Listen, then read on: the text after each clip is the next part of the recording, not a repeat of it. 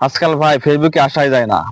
কিছু কিছু মানুষের ভিডিও দেখলে মেজাজ সে পরিমাণ গরম হয়, যেমন মিরাজ আফ্রিদি, যে হাত কাটা, তারপর হচ্ছে হিরো আলম, তারপরে হচ্ছে যে দর্শক বেল্লাল ভাই। এদের কারণে ফেসবুকে আসতেই পারি না। বারবার এদেরই খালি ভিডিও, এদেরই ভিডিও। রিয়ামণি কি করছে, হিরো আলম কি করছে, আফ্রিদি কার পাশার মধ্যে লাথি মারছে, আফ্রিদি হাত নাই, কি করতে পারে না করতে পারে, এইসব ভিডিও বানায় মানে ফেসবুকে এদিন আসাই যায় না। তারপর হচ্ছে যে অনুপ্রেরণা আরেক নাম দর্শক বেলাল ভাই। এদের মানে যে পরিমাণ অনুপ্রেরণার লোক আসে গেছে, ওনাদের যে পরিমাণ ভক্ত, এনাদের মানে এই পরিমাণ ভক্ত কারণে ফেসবুকে এখন আর আসা যায় না ভাই। আগে রিলস দেখে মজা পাইতাম, এখন রিলসে ঢুকলেই খালি এই যে অনুপ্রেরণা আরেক নাম দর্শক বেলাল ভাই, নয় রিয়ামণি, হিরো আলম, আর না হয় মিরাজ আফ্রিদি। এদের কাণ্ড কারখানা দেখলে ফেসবুকে জানি ঢুকাই যাচ্ছে না।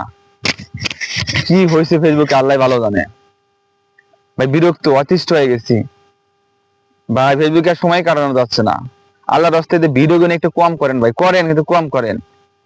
কিছুদিন আগে ছিল ফুটপাতে ভাত ব্যবসায়ী, কি যেন নাম, কালাম ভাই না সালাম ভাই, ওনার এই ভিডিওর কারণে মানে রিলসে ঢুকলে শুধু ওনার ভিডিও, ওনার ভিডিও, ওনার ভিডিও। তারপরে ছিল হচ্ছে যে কেক বিক্রেতা, ভাবি না কেটে বলে কেক বিক্রি করতো, ওই কেক বিক্রেতার কারণে মানে এক এক সময় এক এক ট্রেন্ডিং এ থাকে, যার কারণে আমরা ফেসবুকে ঢুকতেই পারি না।